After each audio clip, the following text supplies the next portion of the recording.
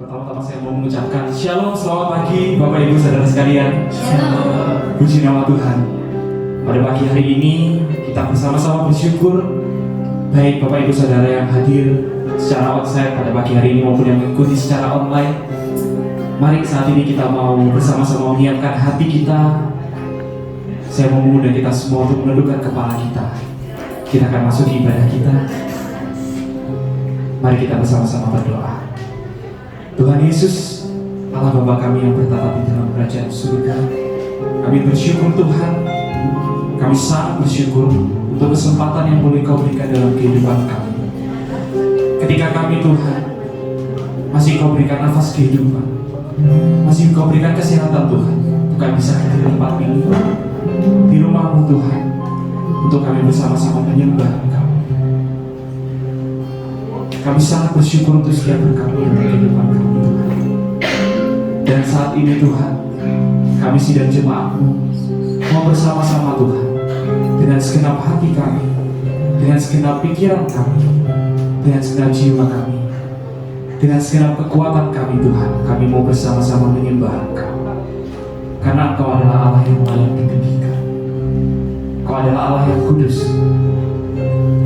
Terima kasih Tuhan Yesus. Haleluya. Dengan segenap hati, dengan segenap jiwa, dengan kekuatanku, ku sembah Kau Tuhan. Dalam kekudusan-Mu ku angkat tanganku, ku rindu selalu dalam hadirat-Mu. Mari bersama-sama kita katakan, sebab Engkau yang kudus, Anak Domba Allah, darah-Mu tercurah di atas Kalvari. Mari angkat hati kita, sebab Engkau yang layak berlimpah pujian,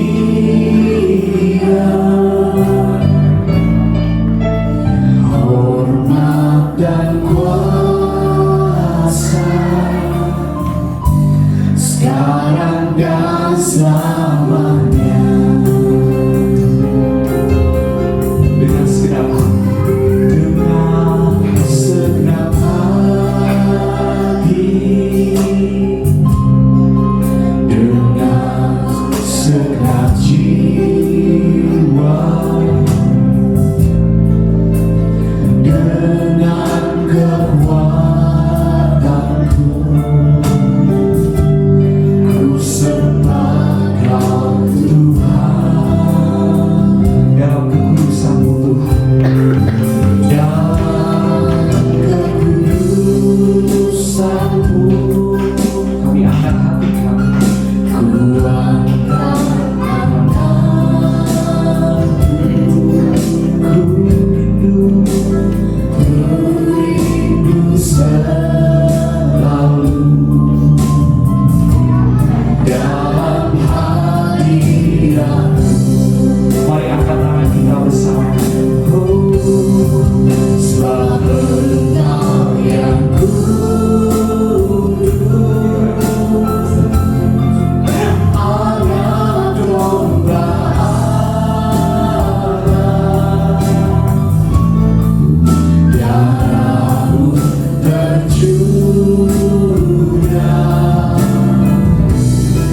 di atas Kalvari.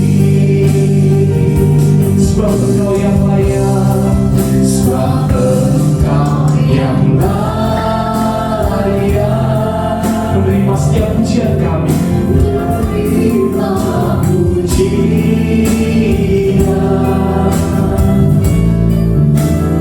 hormat dan kuasa, sekarang dan selamanya. Hai saya undang kita semua dengan lebih subur, dengan segenap hati, segenap hati, dengan segenap jiwa, Dengan segenap jiwa, dengan kekuatanku, ku sembah Kau Tuhan. dalam kekudusan-Mu. Dalam kekudusan-Mu, Kami mau angkat tangan kami, Tuhan. ku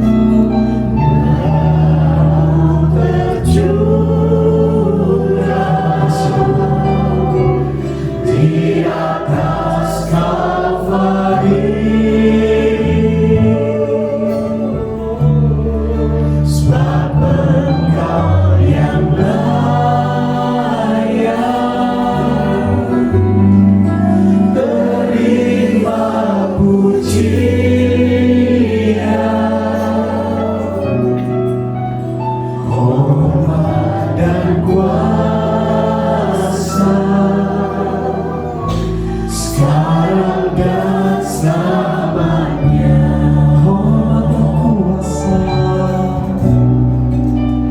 Hormat dan kuasa, Sekarang dan selamanya. sekali lagi kita sama-sama katakan,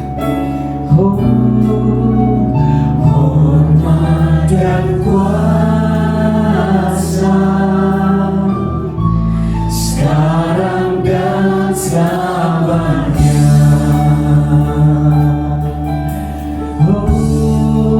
mari kita semua menyembah Dia. Tuhan, mari Bapak Ibu Saudara, sambil mengingat setiap kebaikan Tuhan dalam kehidupan kita, kita mau bersama-sama menyembah Dia. Mari kita mau menyembah Dia dengan segenap kekuatan kita, dengan segenap hati kita, dengan segenap jiwa kita. Kita mau nyatakan penyembahan kita, kita mau nyatakan rasa syukur kita pada Tuhan. Haleluya Tuhan, kami bersyukur. Haleluya, haleluya Tuhan, terima kasih Tuhan. Haleluya, kami mau menyembah-Mu Tuhan dengan segenap hati kami.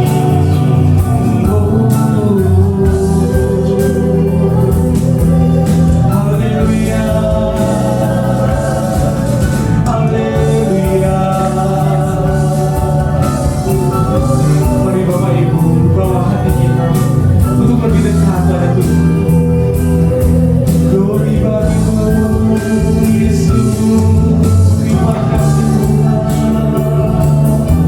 terima kasih.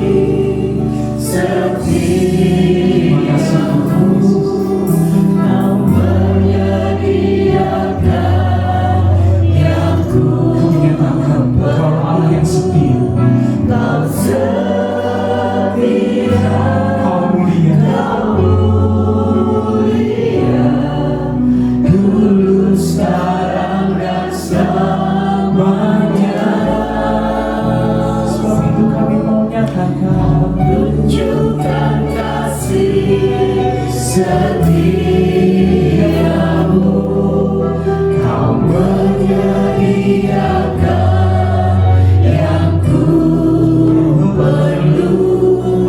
Kau setia, Kau mulia, Bapa. Kau bersama-sama kita mau angkat tangan kita. Kau tunjukkan kasih setiamu, tunjukkan kasih setiamu Tuhan. setiamu. Haleluya. Kau menyediakan yang ku perlu. Kau setia, Kau setia, Kau mulia, dulu, sekarang, dan selamanya. kau tunjukkan Kasih setiamu, Kau menyediakan yang kau setia, Kau setia, Kau mulia, Bapa, Kau setia, kau setia, kau mulia. Kau setia, Kau Kau setia, Kau setia, Kau sekali lagi kau setia. Kau setia, Kau mulia, Bapa, Kau setia. Mari berikan tepuk tangan dan kemuliaan Tuhan kita.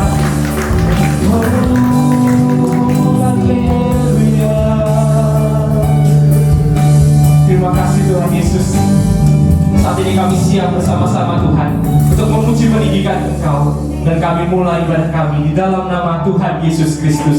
Bersama-sama kita katakan amin. Tetap bangkit berdiri Bapak Ibu, kita berikan tepuk tangan dan kemuliaan untuk Tuhan kita sendiri. Tinggi namamu dipuji.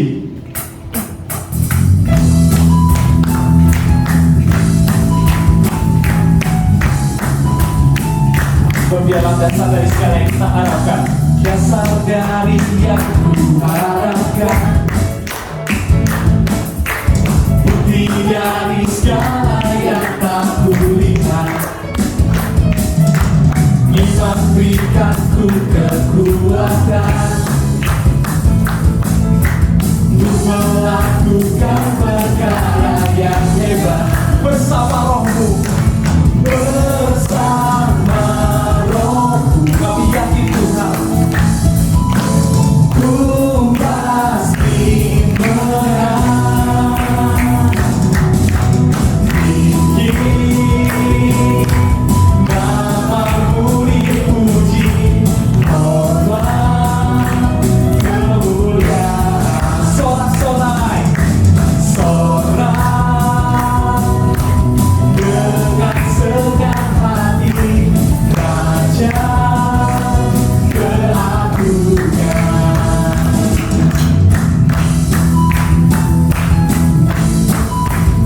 dialah dasar dari segala yang apa yang kita harapkan, bukti dari segala yang kita sesali, dasar dari yang ku harapkan,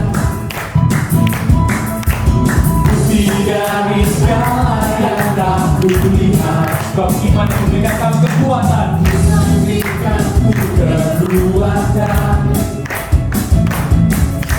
untuk melakukan perkara yang hebat bersama Rohmu, bersama Rohmu. Kami pasti menang Tuhan. Ku pasti menang. Sampai dalam pegang tangan kita. Tinggi namamu dipuji, hormat kemuliaan. Sorak-sorai, Sorak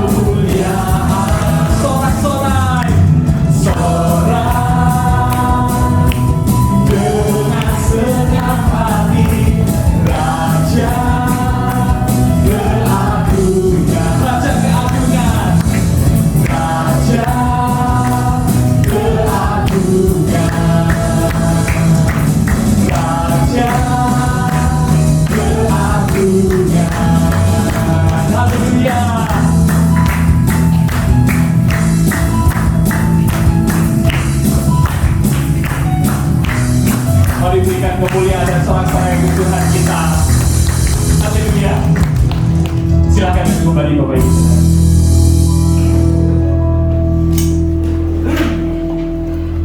Puji nama Tuhan. Bila sebentar firman Tuhan akan ditanamkan dalam kehidupan kita, saya mengundang kita semua untuk mempersiapkan kembali hati kita. Biarlah firman itu bisa tertanam dalam tanah hati kita, bahkan bisa bertumbuh dan berbuah lebat dan bisa dirasakan oleh orang-orang di sekeliling kita. Saat ini kita mau bersama-sama menyatakan Dia Bapa yang mengasihi kita. Kau Bapa yang mengasihiku, kuasa-Mu memulihkanku, hati yang baru Kau berikan untukku dapat melihat rencana-Mu indah bagiku. Kau ada di setiap jalanku, hatiku haus dan lapar akan Engkau. Kita menyatakan bersama, Kaulah segalanya, Kaulah segalanya dalam hidup kami Tuhan. Di dalam hidupku, Kerajaan-Mu,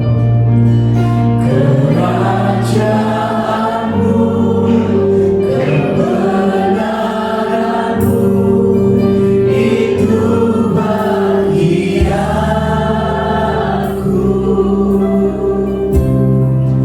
Kaulah yang ku pandang selama hidupku, mengasihi-Mu,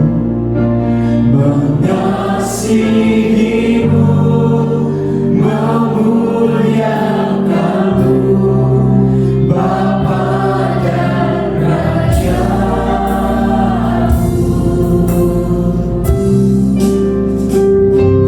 Kau Bapa yang mengasihi, kuasa-Mu memulihkanmu, hati yang baru Kau berikan untukku dapat melihat. Kami percaya rancangan-Mu Tuhan, rancangan-Mu indah bagiku. Kau ada di setiap jalanku, hati kami Tuhan, hatiku haus dan lapar akan Engkau. Oh, segalanya dalam hidupku, di dalam kerajaan-Mu Tuhan, kerajaan-Mu, kebenaran-Mu,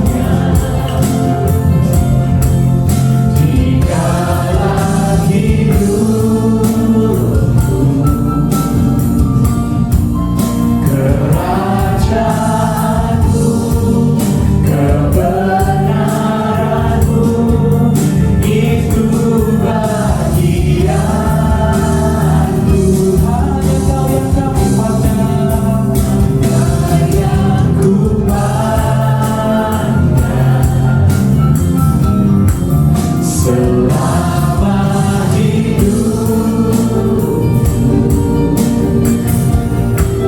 mengasihimu, kau mulia. Saya undang untuk Bu Grace dan anak-anak sekolah minggu bisa maju di depan, kita akan bersama-sama berdoa. Kaulah segalanya, Kaulah segalanya di dalam hidup. Mari kita sembah Dia. Kerajaanmu, kebenaranmu, itu bahagiaku.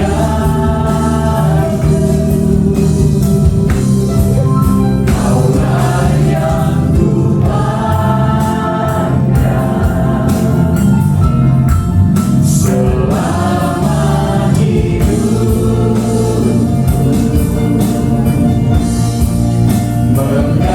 mengasihimu, memuliakanmu, Bapa dan Rajaku. Mengasihimu, memuliakanmu, Bapa dan Rajaku. Sekali lagi katakan Yesus. Mengasihimu, memuliakanmu,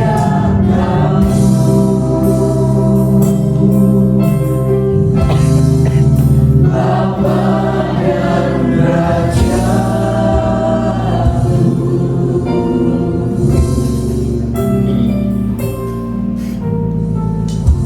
Kami tunduk dan menyembah Engkau Tuhan. Engkaulah Tuhan, Engkaulah Raja kami. Segala kemuliaan, pujian hanya bagi Engkau saja. Terima kasih Tuhan. Terimalah setiap pujian yang telah kami naikkan menjadi bau dupa yang harum di hadapan Bapa di surga. Dan sebentar kami siap Tuhan membuka hati kami. Berfirmanlah ya Bapa, supaya kami siap dibentuk oleh firman-Mu. Supaya firman yang ditaburkan boleh menjadi rema dalam hidup kami.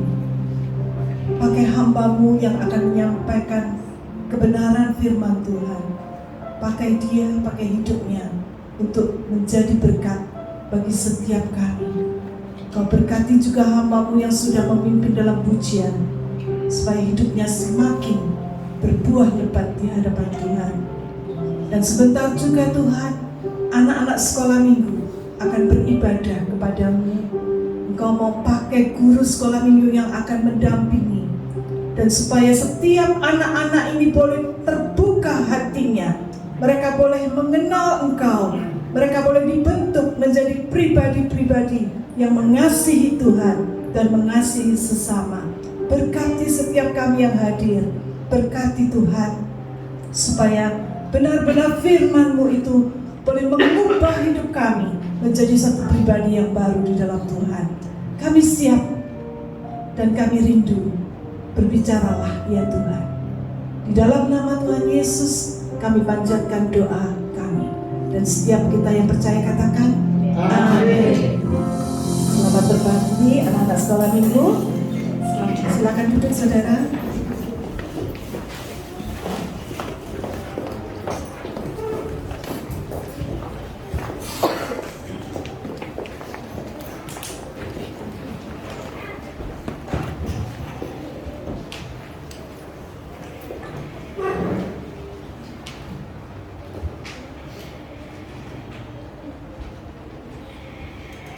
Selamat pagi Bapak Ibu dan saudara-saudara semuanya.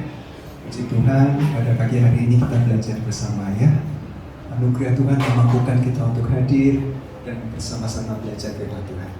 Mari kita membuka firman Tuhan di dalam 1 Yohanes 4. Surat 1 Yohanes pasal yang keempat. Saya akan membacakan bagi Bapak Ibu dan teman-teman mulai ayat 7. sampai selesai. 1 Yohanes pasal 4. Demikian firman Tuhan di ayat yang ke-7 dan seterusnya. Saudara-saudaraku yang kekasih, marilah kita saling mengasihi, sebab kasih itu berasal dari Allah, dan setiap orang yang mengasihi lahir dari Allah dan mengenal Allah. Barang siapa tidak mengasihi, ia tidak mengenal Allah, sebab Allah adalah kasih. Dalam hal inilah kasih Allah dinyatakan di tengah-tengah kita, yaitu bahwa Allah telah mengutus anaknya yang tunggal ke dalam dunia supaya kita hidup olehnya. Inilah kasih itu. Bukan kita yang telah mengasihi Allah, tetapi Allah yang telah mengasihi kita dan yang telah mengutus anaknya sebagai pendamaian bagi dosa-dosa kita. Saudara-saudaraku yang kekasih, jikalau Allah sedemikian mengasihi kita, maka haruslah kita juga saling mengasihi. Tidak ada seorang pun yang pernah melihat Allah. Jika kita saling mengasihi, Allah tetap di dalam kita dan kasih-Nya sempurna di dalam kita. Demikianlah kita ketahui bahwa kita tetap berada di dalam Allah dan Dia di dalam kita.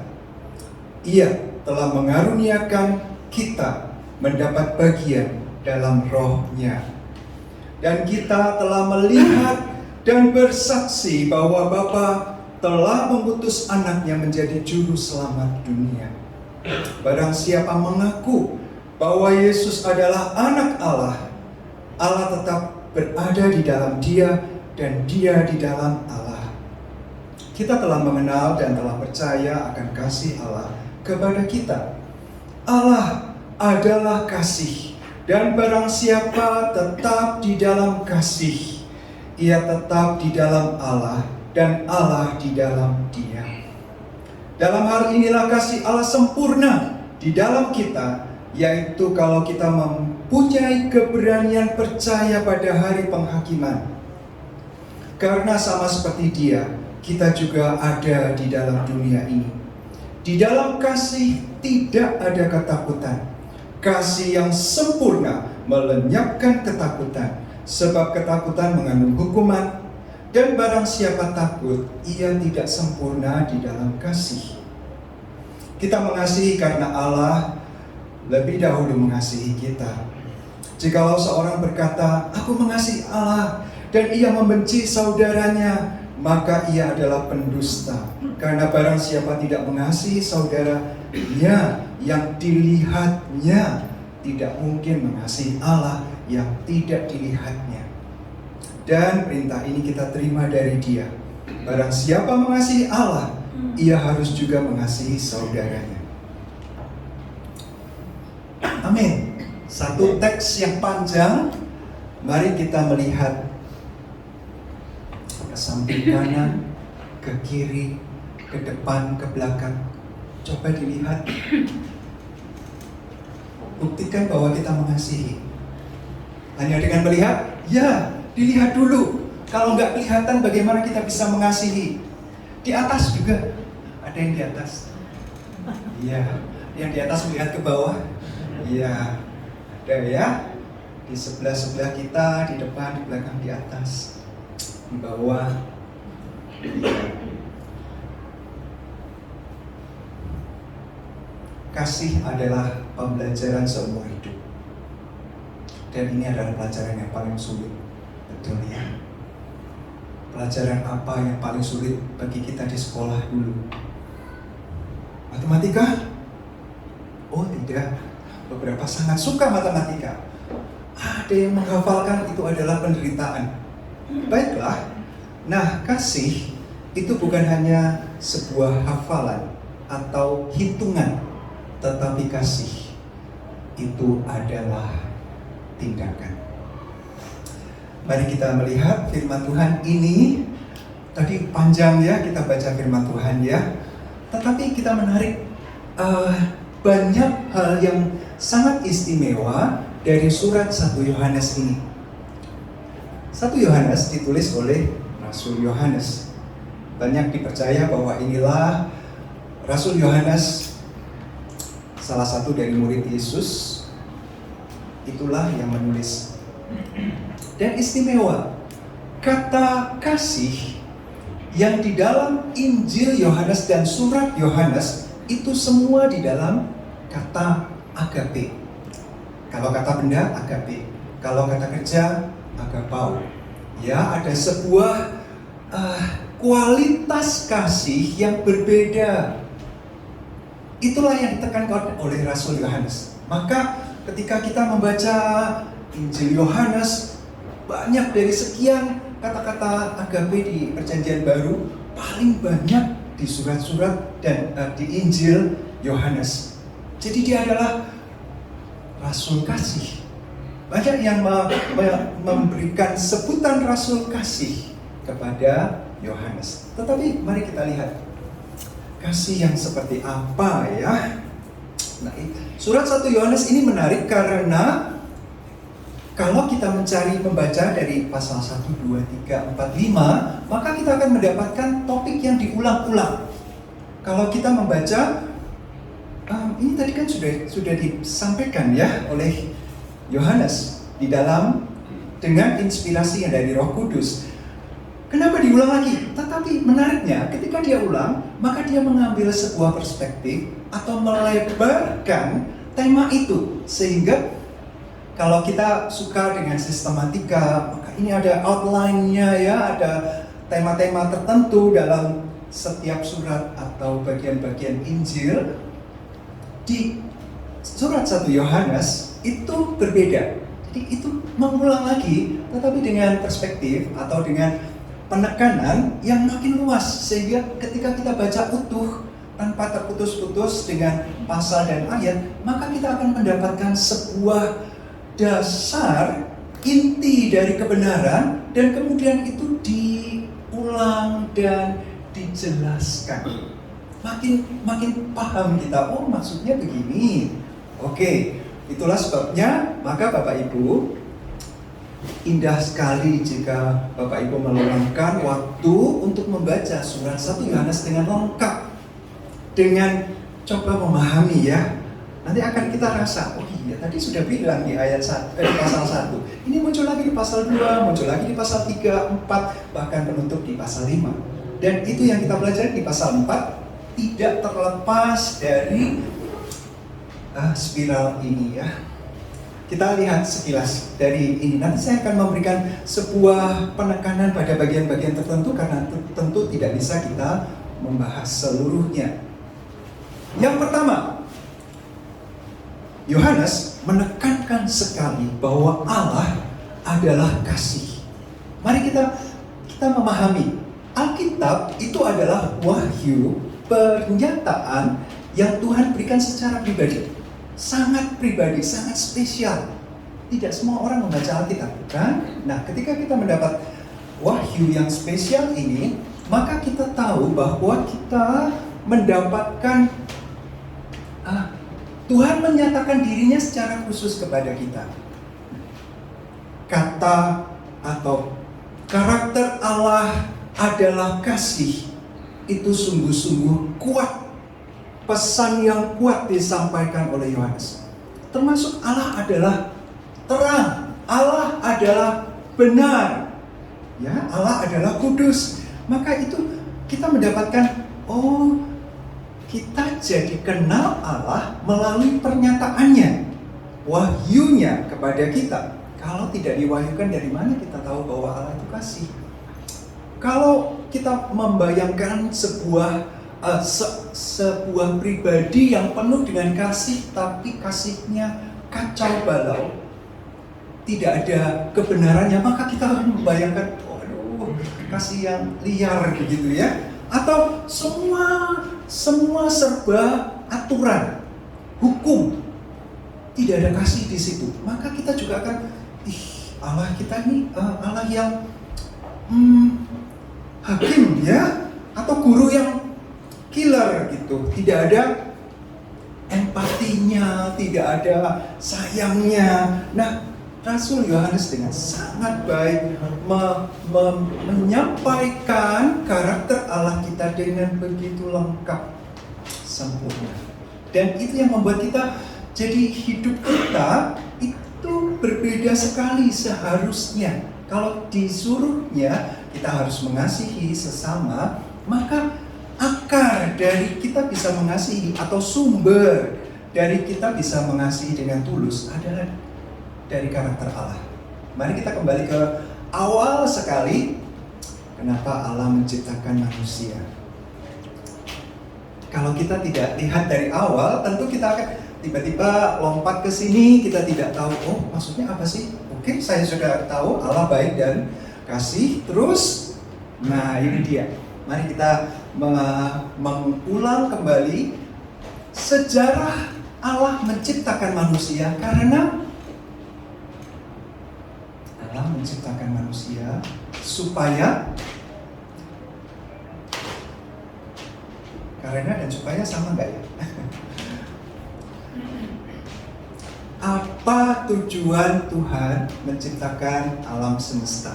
Untuk manusia supaya hidup pendukung, supaya manusia bisa menikmati. Oke, kalau begitu untuk apa Allah menciptakan manusia? Oh, untuk sebagai partner, untuk bisa diajak bicara, supaya manusia bisa mengasihi Dia dengan tulus, dengan hati yang sepenuh. Maka Tuhan memberikan kehendak bebas. Karena Tuhan mau manusia itu cinta, mengasihi Tuhan dengan kehendaknya.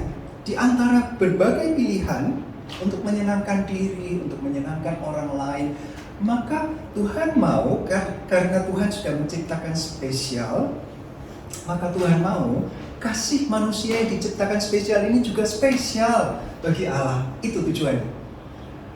Pernahkah kita berpikir, coba sebentar kita refleksi, saya pernah nggak ya mencintai Tuhan dengan khusus, tidak diduakan gitu ya, tidak selingkuh, karena seringkali kita selingkuh dengan hal-hal yang lain yang membuat kita lebih mementingkan sesuatu hal dibandingkan atau seseorang dibandingkan Allah. Nah, tujuan Allah menciptakan manusia adalah supaya manusia dengan segenap hatinya mencintai Dia. Dan Tuhan punya rencana, satu rangkaian rancangan, blueprint, cetak biru, di mana kita ditempatkan Tuhan masing-masing untuk melakukan tugasnya bagi kemuliaannya tentu. Nah, itu yang kalau kita tidak memahami mulai dari awal, maka kita, kenapa saya harus mencintai Tuhan? Kenapa saya tidak boleh menyenangkan diri sendiri? Bukankah saya diberi kesempatan untuk itu? Betul, tapi kalau kita menggunakan kesempatan itu lepas dari rancangan Allah, maka kita akan kehilangan segala-galanya. Betul. Maka kita kembali mengingat ya, dan refresh, jangan sampai ini lupa. Tuhan melalui Alkitab kita tahu bahwa Allah menciptakan manusia supaya manusia mencintai Dia dan manusia masuk dalam rancangan. Semakin banyak manusia memenuhi bumi, menaklukkan, maka ada tugas masing-masing di situ. Ada yang cerdas dalam bidang tertentu, ada yang terampil di bidang tertentu.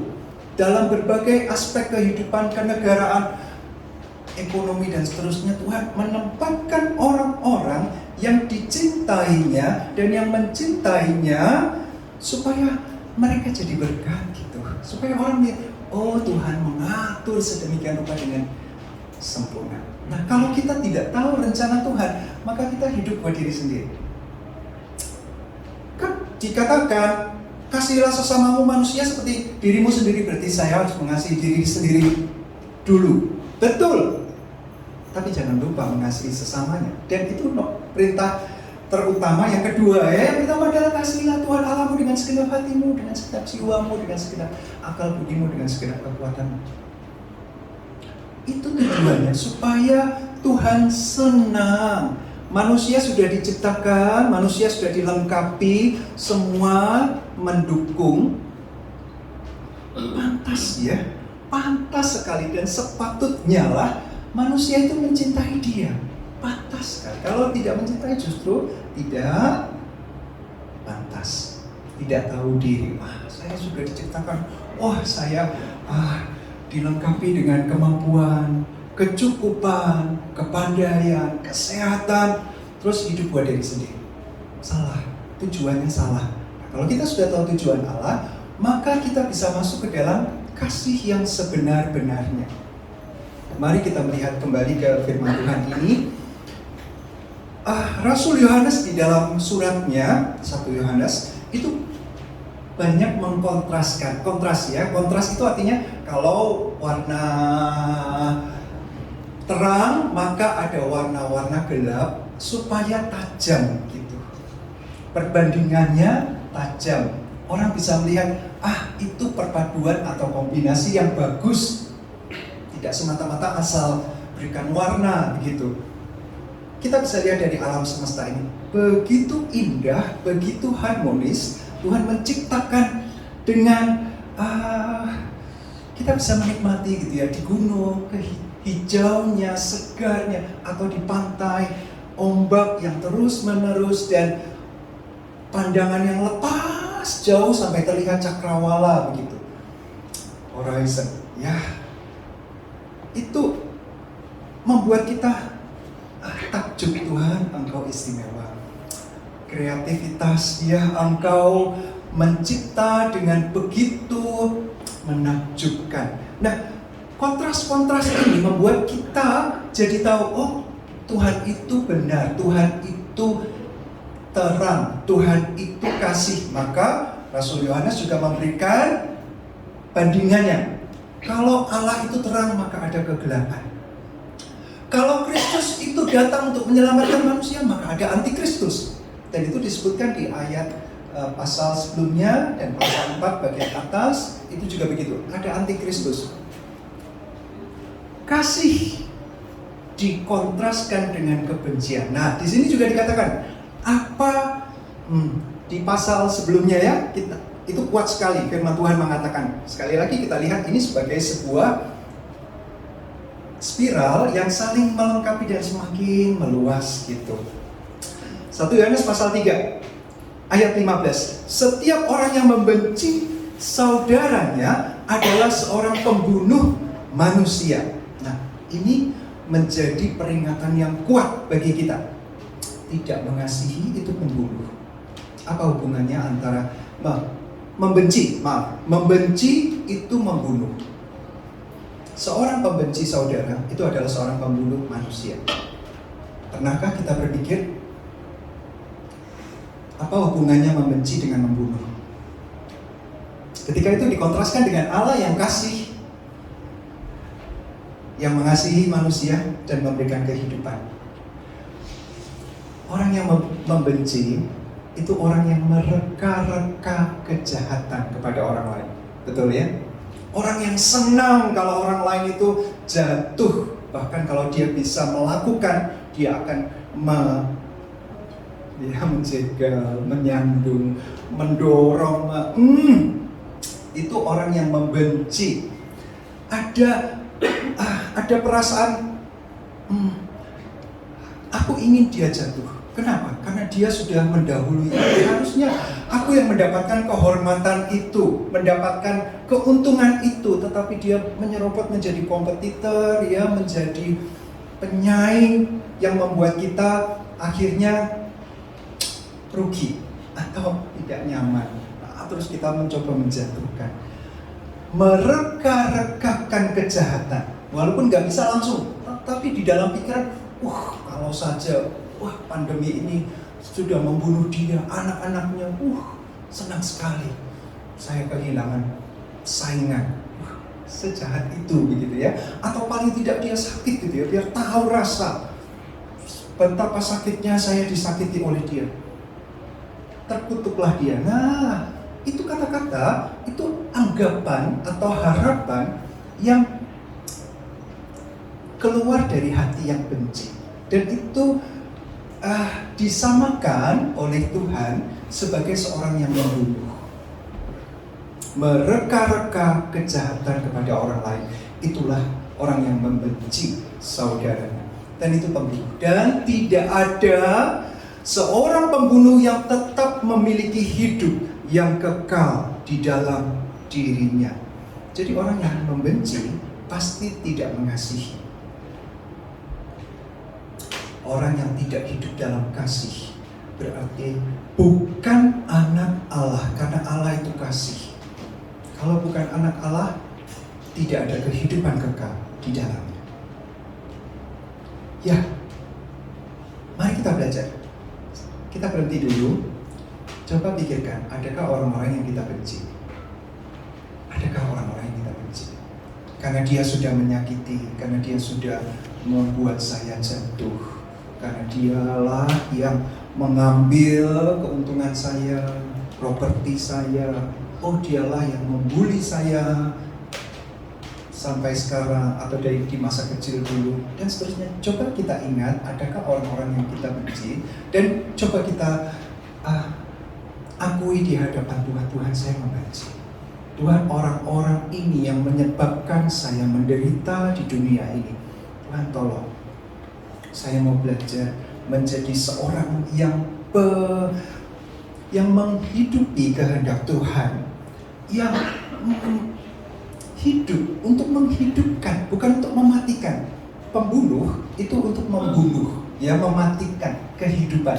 Sedangkan Tuhan menciptakan kita, dikasihi oleh Tuhan supaya kita menghidupkan orang lain, bukan mematikan kehidupannya, bukan mereka-reka kejahatan dalam kehidupannya.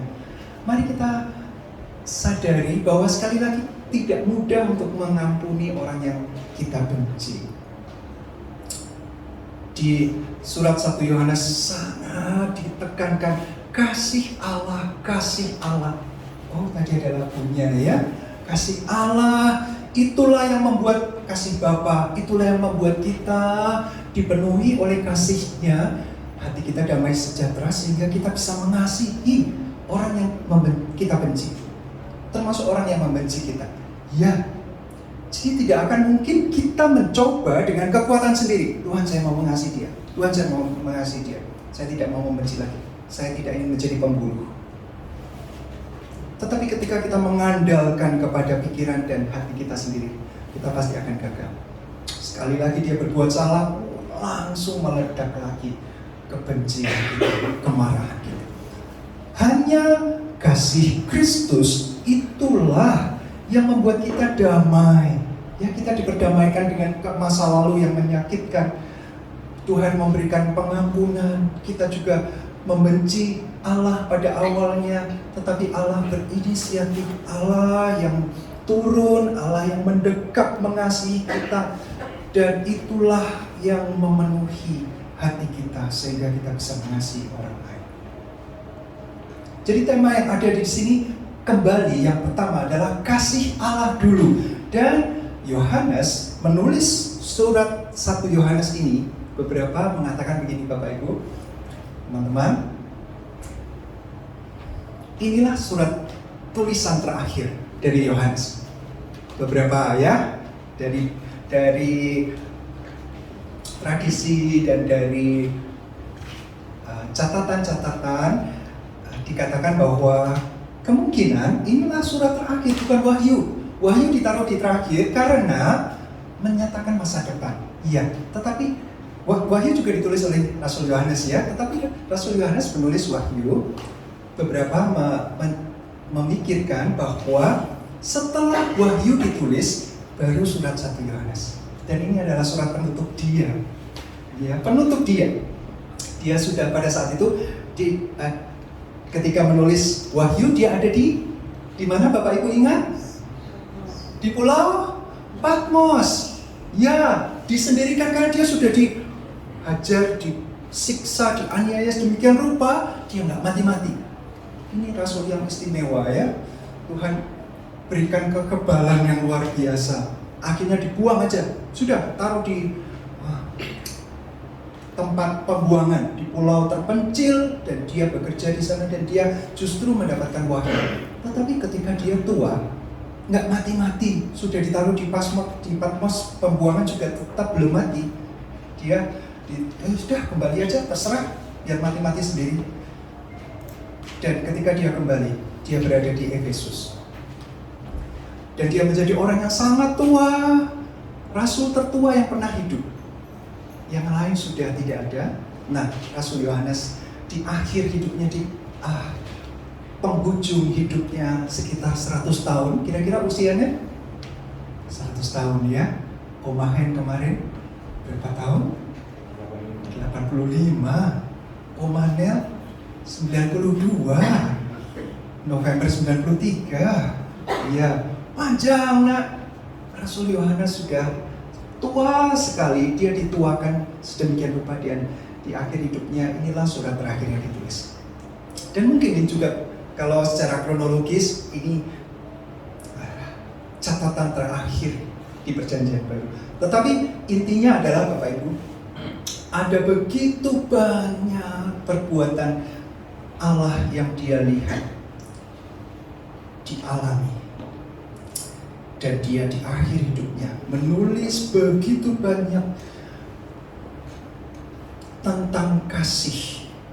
Apakah dia hidupnya orang yang penuh dengan kasih? Mari kita lihat. Yohanes adalah saudara dari Yakobus, anak-anak Zebedeus. Petrus, Yakobus, dan Yohanes adalah 3 orang istimewa dari 12 murid Yesus. Ini murid inti gitu ya, dari 12, satu lusin. Tuhan memilih 3 yang paling dekat. Ketika Tuhan menghidupkan anak dari Yairus, maka 3 orang ini yang masuk ke kamar selain orang tuanya, dan Tuhan Yesus menyembuhkan anak dari Yairus. Hanya 3, yang lain tidak bisa menonton. Mau tahu? Nggak bisa. Hanya 3. Kemudian ketika Tuhan Yesus dimuliakan, ya, ada Musa dan Elia datang menemani Yesus. Luar biasa pemandangan itu. Sebuah fenomena yang supranatural dan hanya dilihat oleh 3 orang. Petrus, Yakobus, dan Yohanes. Dan mereka itu begitu antusias, begitu kagum sekali, takjub sekali. Bagaimana mungkin Musa yang sudah ribuan tahun tidak ada, tiba-tiba muncul di hadapan mereka. Mereka tidak pernah tahu wajah Musa. Saat itulah mereka tahu wajah Musa.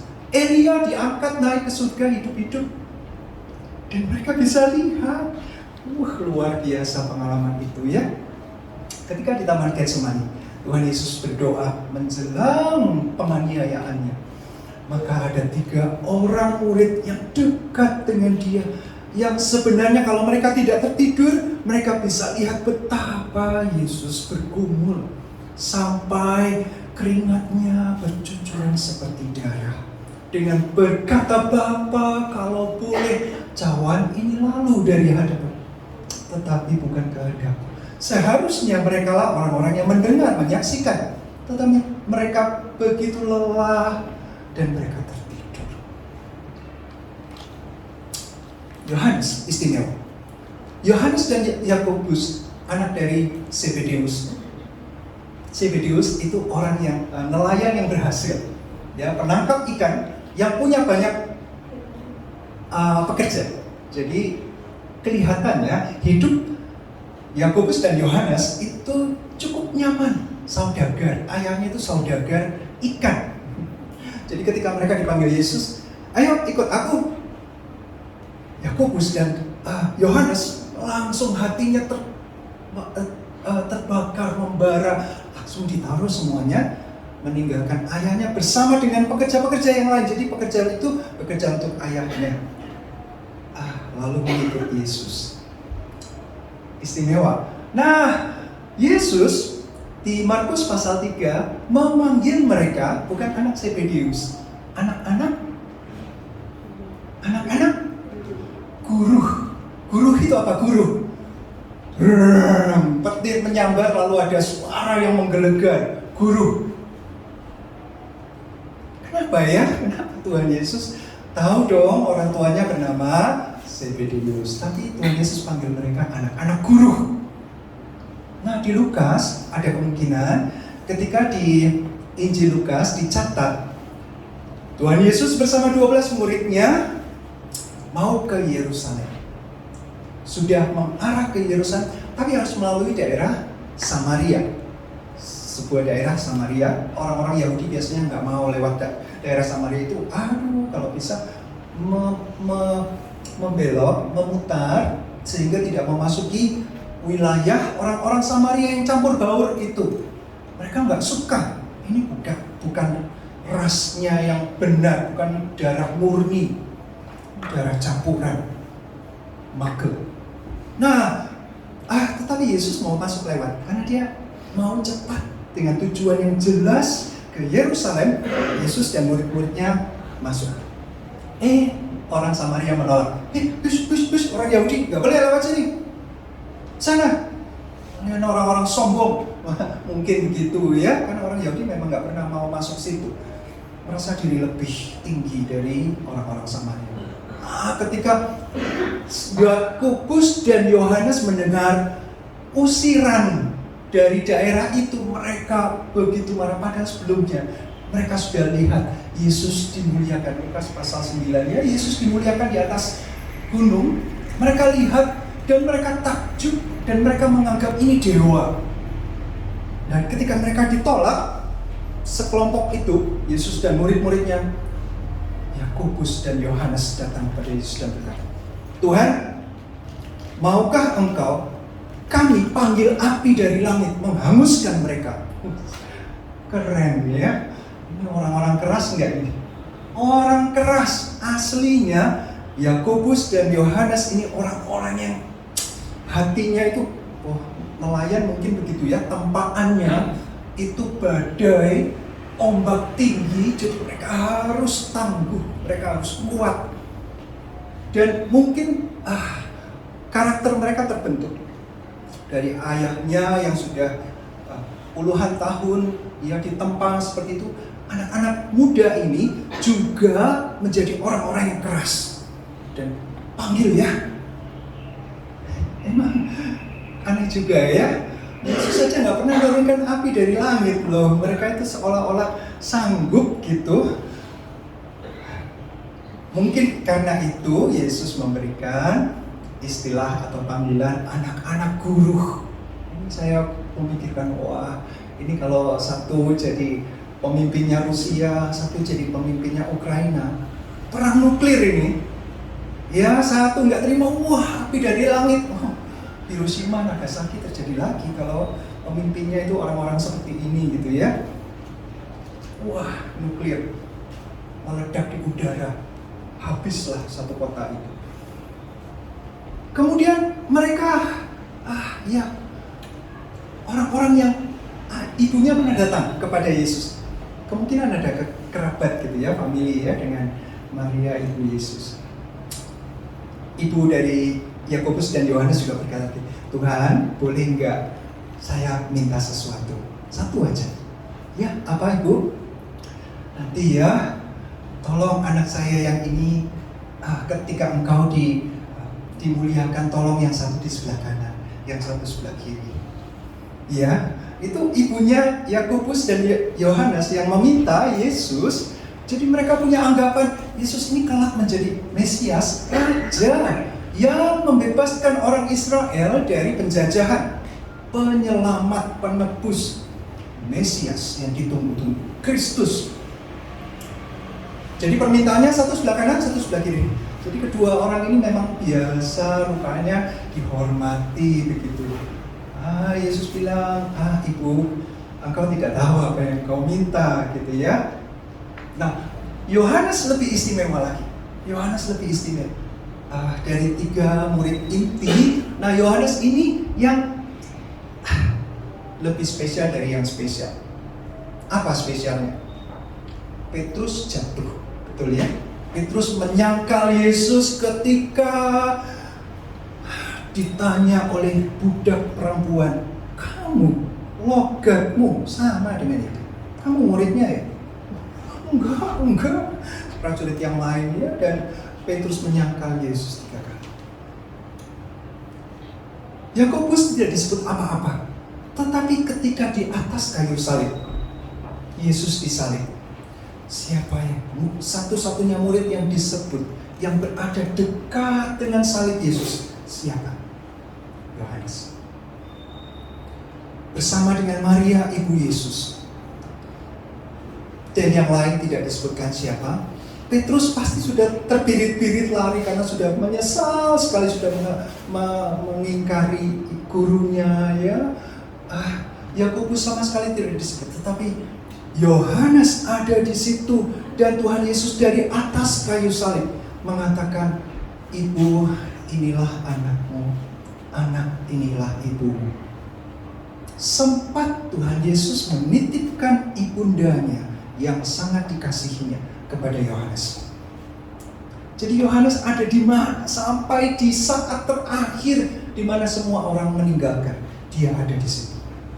Jadi Yohanes inilah orang yang terdekat, yang melihat sendiri karya Yesus, yang mendengar sendiri pergumulan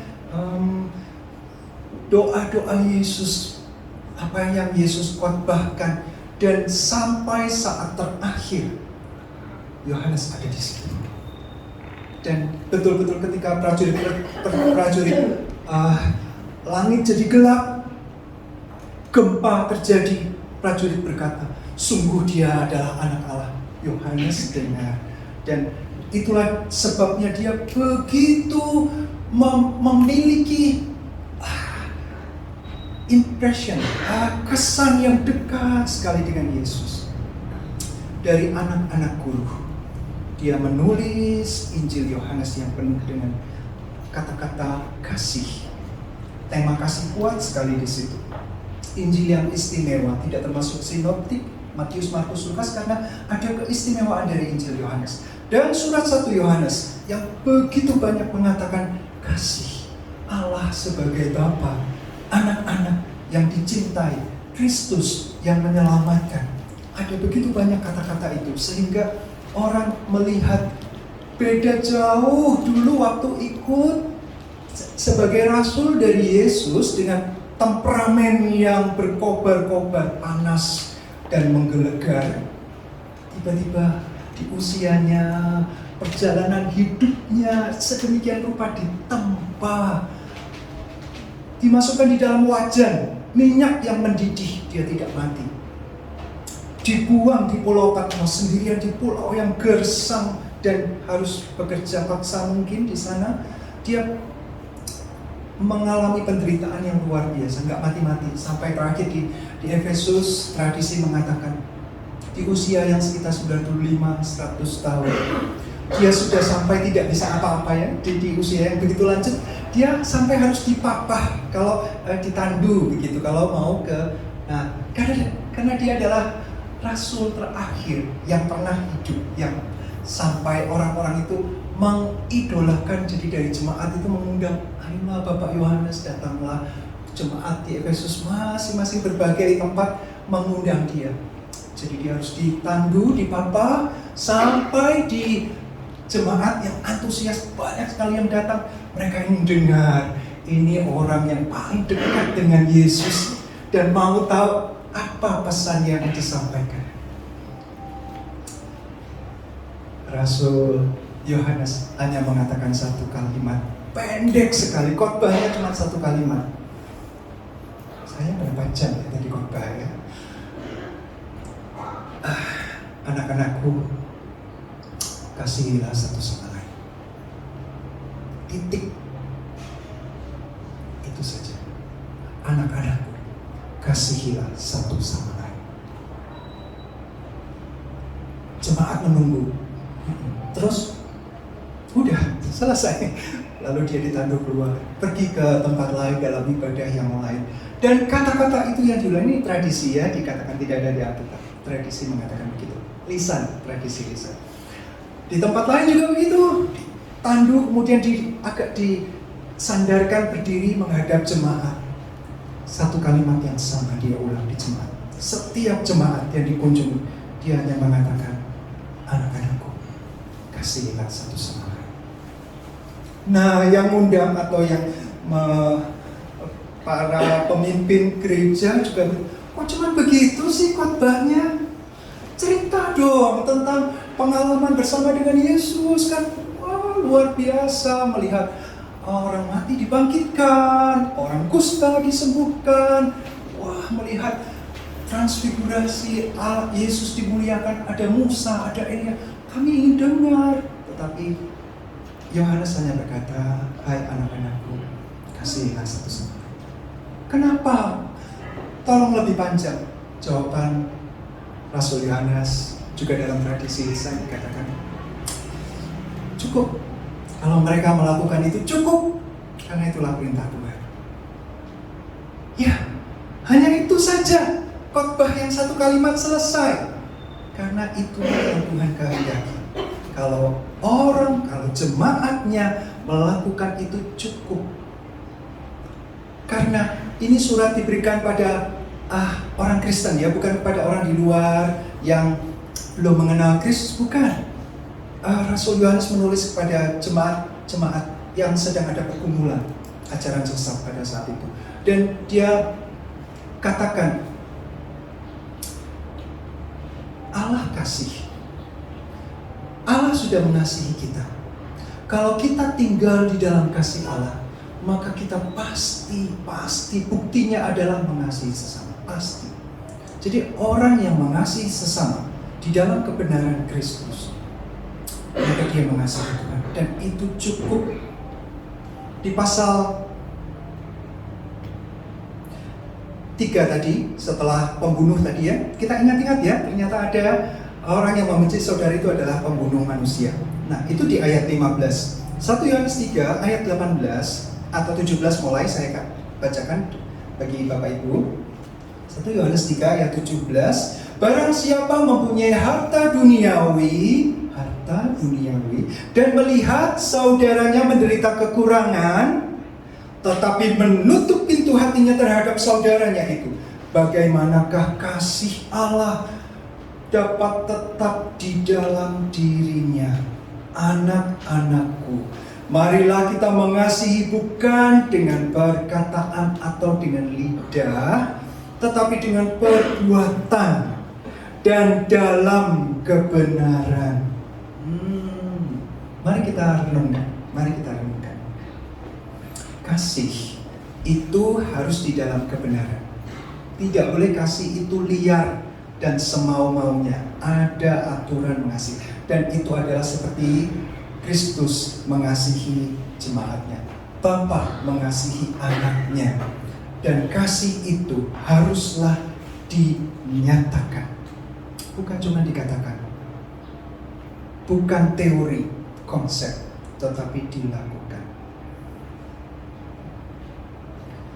Bagaimana seorang Yohanes dari yang keras, kasar, Tuhan bentuk panjang hidupnya.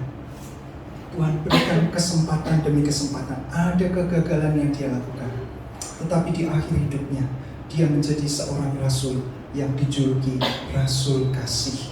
Ada perubahan yang drastis, dan di dalam proses perubahan itu dia ditempa sedemikian rupa, dia disiksa sedemikian rupa, tetapi dia memandang, sekali lagi dia mengingat bagaimana Yesus disalib, dan itu jelas di depan mata dia dan di mata hatinya.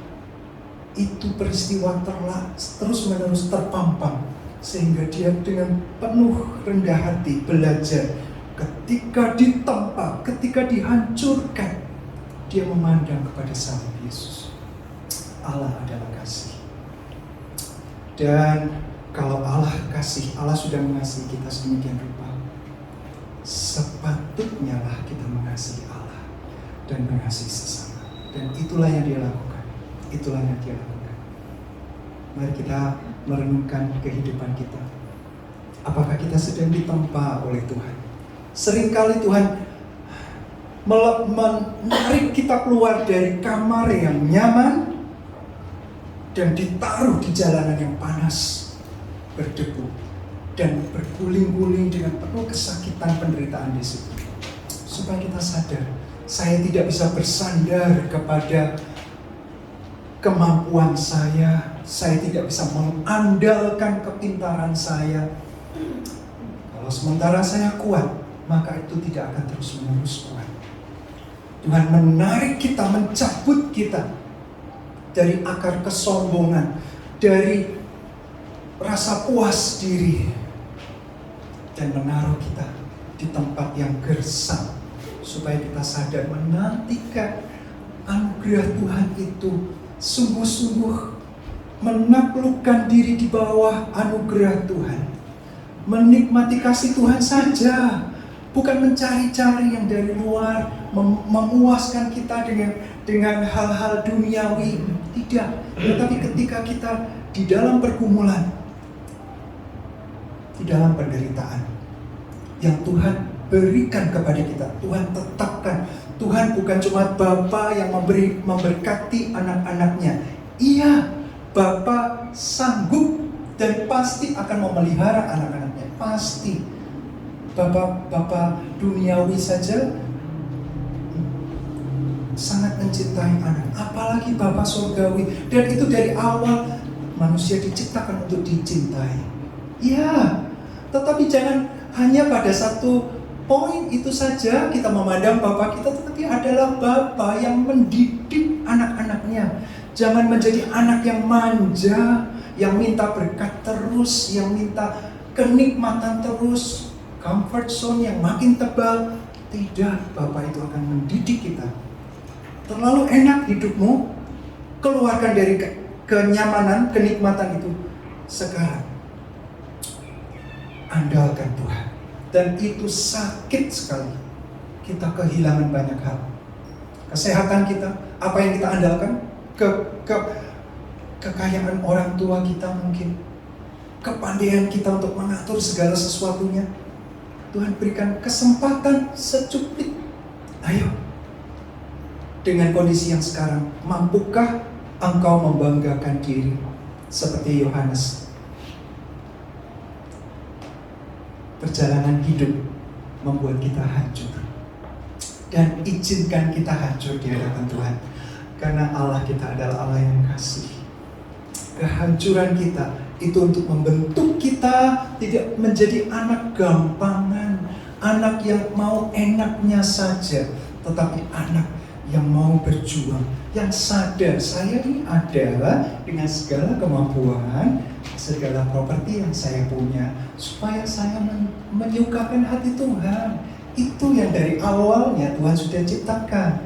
Dan itu yang Tuhan rencanakan. Ketika saya punya sesuatu, maka saya akan berguna bagi tubuh Kristus, bagi dunia, masyarakat, dengan kemampuan, kebisaan saya. Kalau saya menjadi sombong, maka Tuhan akan didik saya sedemikian rupa sehingga saya tidak punya kesombongan lagi. Dari anak-anak guru menjadi rasul kasih. Perjalanan hidup Yohanes, Tuhan buat sedemikian rupa. Bukankah kita juga sama? Kalau kita terlalu nyaman, mari kita berdoa, Tuhan, apakah saya terlalu nyaman sehingga lupa apa yang Tuhan rencanakan dalam kehidupan saya? Jangan sampai. Dan kalau kita lupa diri, lupa siapa yang menciptakan dan mencintai kita, dan yang merancangkan hal-hal yang baik bagi kita, maka Tuhan akan didik kita di padang gurun. Didiklah, dites, gagal, remedi, ulang lagi tesnya, dan terutama di dalam kasih. Karena karakter Allah kasih. Seberapa saya mengasihi Allah, sebagai rasa syukur saya sudah dikasihi sedemikian rupa. Segala-galanya Dia berikan kepada kita.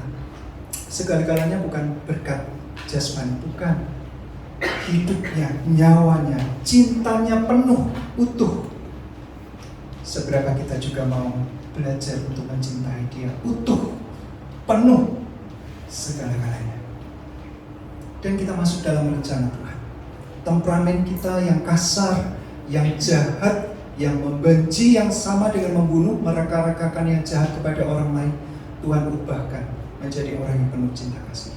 Mari kita lihat sekeliling kita.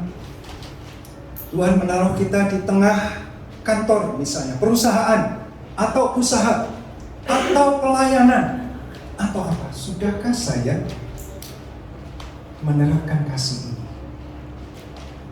Seberapa sering kita mengeluh, Tuhan, kapan ya Tuhan ya saya bisa menikmati hidup? Sekali-sekali bolehlah Tuhan jalan-jalan dengan kapal pesiar, melihat dunia Eropa dan benua yang lain. Kalau memang Tuhan mau kasih, silakan. Tapi bukan itu bonus. Yang kita harus pikirkan sungguh-sungguh adalah firman Tuhan ini. Tuhan mau satu aja.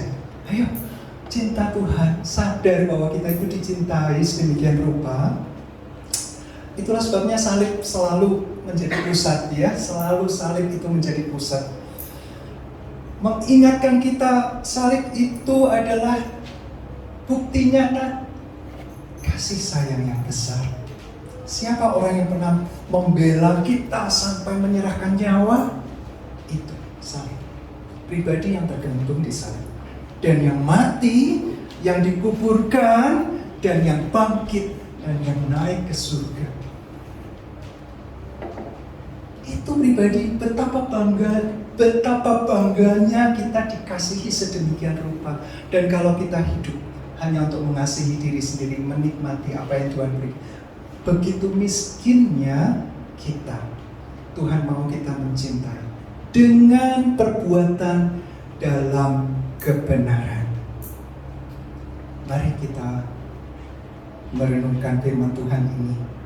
Sementara pemain musik menaikkan pujian kasih dari surga memenuhi tempat ini. Kasih dari Bapa surgawi.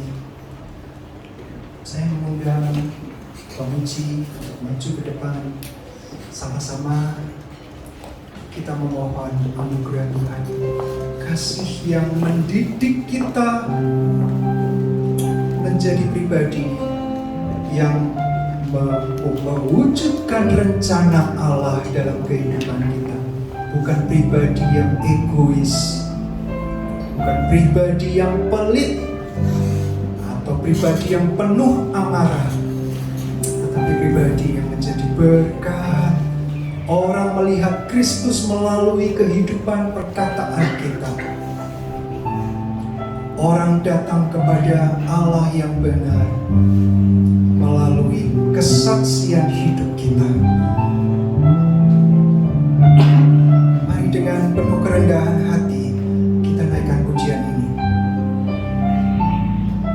Memohon kasih Bapa surgawi itu memenuhi kita.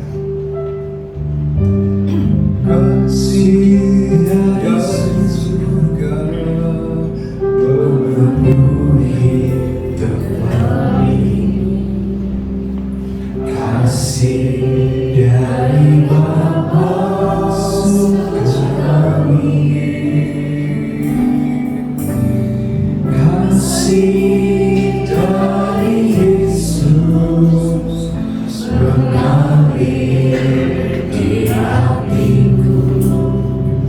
Sebuah damai hidupku.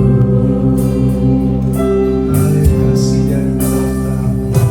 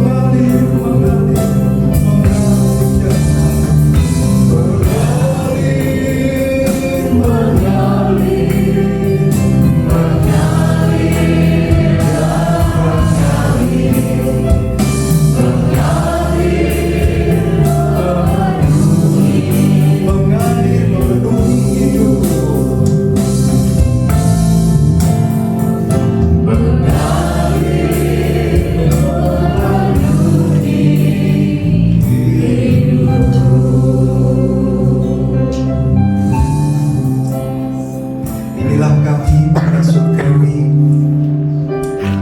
dengan segala kerendahan hati kami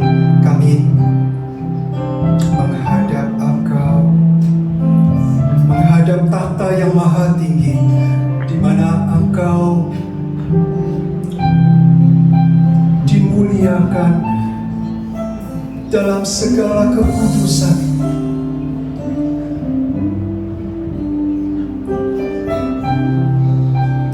Dalam kehangatan kasih Engkau Tuhan, seringkali kami melupakan rencana Engkau dalam kehidupan kami. Seringkali kami mengabaikan pribadi Engkau yang penuh dengan kasih dan kebenaran. Kami hidup dengan keinginan kami. Pagi hari ini, firman Engkau menegur, mengoreksi kami Tuhan. Kami sadar bahwa hidup kami Engkau cipta dengan rencana yang ajaib. Kami mau Tuhan menyadari apa yang Tuhan mau dalam kehidupan kami. Kembali kepada kehendak Engkau menciptakan kami supaya kami dengan pilihan bebas kami mencintai Engkau dengan segenap hati. Dan ketika kami belajar mendapatkan kasih dari Engkau, mencintai Engkau Tuhan, maka kami pun belajar untuk memandang kepada saudara-saudara kami, melihat orang-orang di sekitar kami yang belum mengenal Engkau, yang hidup di dalam pergumulan dan penderitaan tanpa ada harapan. Kami yang memiliki harapan dari Engkau, kami mau sampaikan itu Tuhan. Kami mau saksikan kepada mereka melalui kehidupan kami yang diubahkan, melalui kata-kata kabar baik yang sudah kami nikmati, kami sampaikan kepada orang lain yang sedang menderita dan bergumul. Kasih yang penuh dengan damai sejahtera yang telah memenuhi hidup kami juga sampaikan kepada orang lain. Kami mau menghibur orang-orang yang sedang berduka, orang-orang yang sedang menderita. Kami mau bersama dengan mereka ketika mereka menangis. Kami juga mau Tuhan, sesuai dengan rencana Engkau, di mana kami ditempatkan, kami menjadi terang kebenaran dan kasih yang penuh kehangatan dari Engkau. Terima kasih, terima kasih. Kami bangga memiliki Allah yang ajaib, Maha Kudus, Maha Kasih, dan kami menikmati kekudusan Engkau, kasih yang besar dari Engkau, dan kami rindu Tuhan menjadi berkat bagi sesama kami. Terima kasih Tuhan, mampukan kami percaya Allah Roh Kudus akan terus mengingatkan kami akan kebenaran ini, membuat kami tidak diam, tetapi kami melangkah, kami melihat, dan kami menyaksikan kebaikan Engkau. Terima kasih, terpujilah Engkau Tuhan. Terima kasih untuk kasih yang besar. Kami mau selalu bersyukur kepada Tuhan, dan kami mau menjadi berkat bagi orang lain. Ini doa kami, dengan penuh ketulusan kami rindukan ini. Di dalam nama Tuhan Yesus kami berdoa. Amin.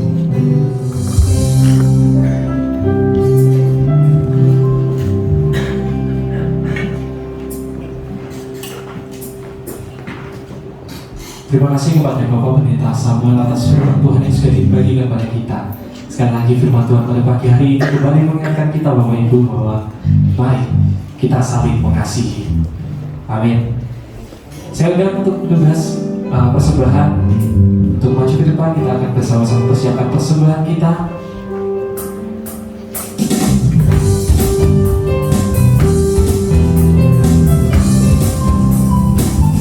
Yang sudah memberikan persembahan, saya kita semua berbagi berdiri.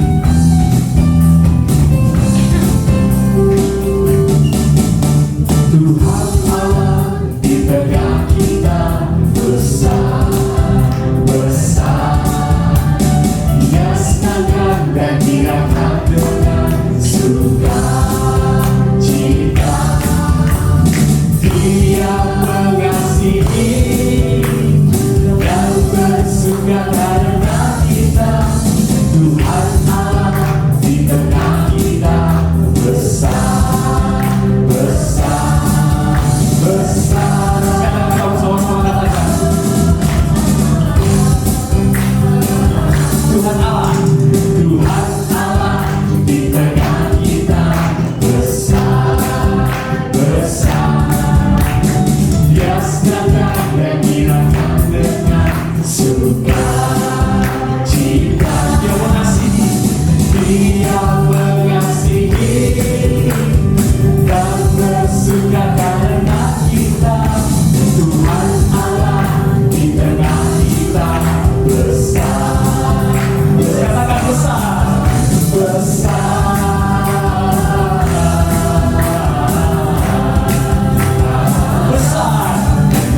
Besar.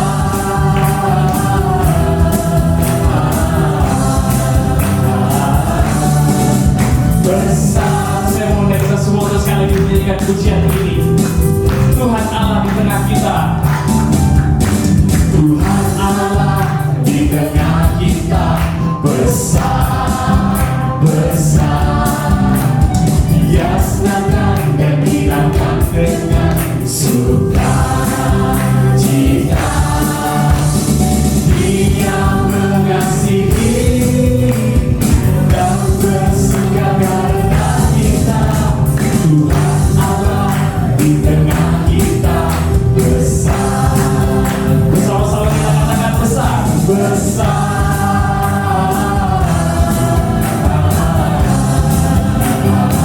Besar. Besar.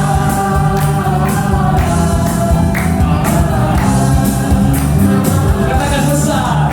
Besar.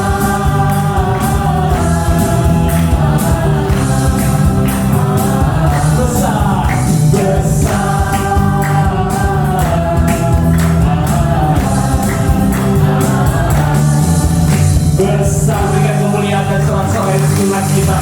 Kita udah panggil Mas di depan, kita dalam doa persembahan dan doa berkat.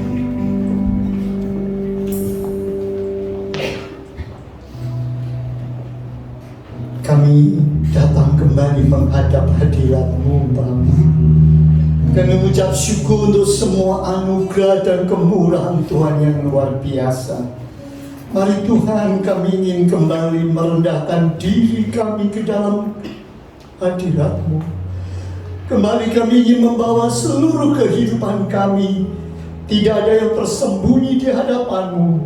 Semuanya jelas dan terang di hadapan-Mu, Bapa. Itu supaya Tuhan kami mau menyerahkan seluruh kehidupan kami. Tuhan yang menyelidik hati dan batin. Engkau yang mengerti dan Kau melihat. Biarlah kami senantiasa boleh mengkoreksi diri kami. Adakah kasih itu di dalam hidup kami? Adakah itu menjadi sebuah pemahaman? Ataukah itu menjadi sebuah praktek dalam hidup kami? Tuhan bantu kiranya kami, sehingga benar-benar kami boleh mempraktekannya. Kami boleh menjadi terang, dan kami boleh menjadi, oh Tuhan, penyalur berkat dan kasih Tuhan kepada semua orang. Sehingga orang lain boleh mengenal Allah yang adalah kasih melalui kehidupan kami.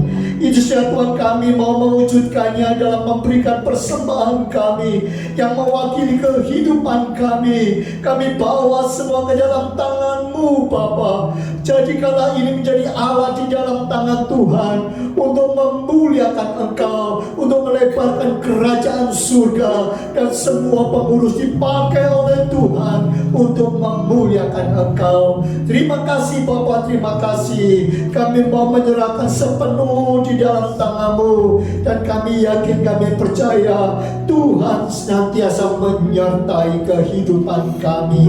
Terima kasih Bapa, terima kasih. Saat ini Tuhan, kami teringat untuk saudara kami yang memerlukan dukungan doa, memerlukan kasih kami. Kami mendoakan untuk Tante Kyok yang saat ini kurang sehat. Kami mendoakan untuk Pak Har, Tuhan, dalam pergumulan hidupnya. Tuhan, tolong berikan kekuatan, berikan jalan keluar. Oh Tuhan, kami yakin, kami percaya atas kehendak dan rancangan-Mu agar memberikan yang terbaik, sehingga Tuhan, Pak Har boleh melihat ada kasih karya Tuhan dalam hidupnya. Kami juga mendoakan untuk Bu Susi, untuk Ibu Maya. Tuhan, tolong biarlah Tuhan memberikan kekuatan dalam imannya, sehingga boleh senantiasa memandang kepada Tuhan. Saat ini juga kami berdoa untuk keluarga Bapak Tambayo yang sudah Tuhan panggil pulang, ibu yang dikasihi.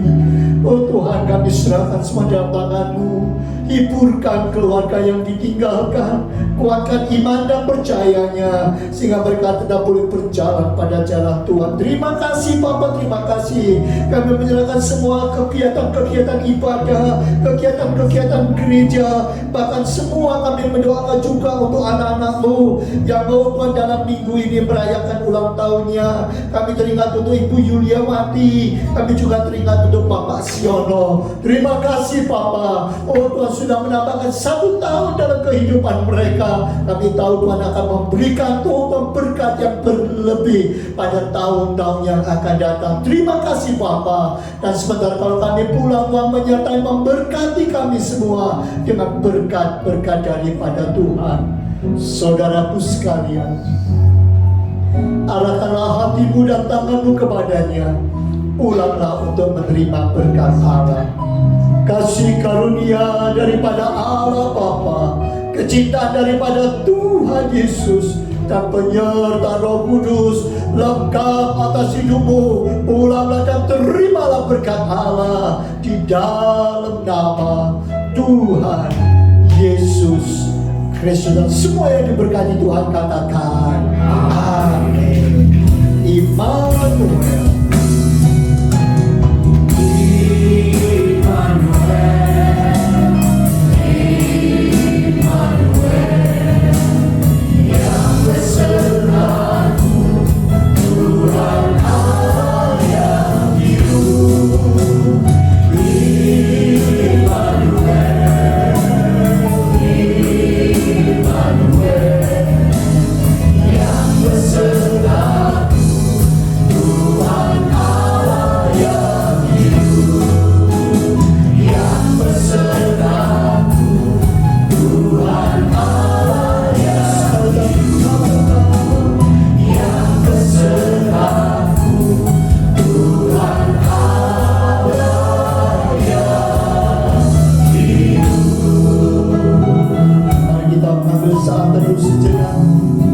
Menundukkan hati dan pikiran kita, mengambil komitmen untuk melakukan kebenaran firman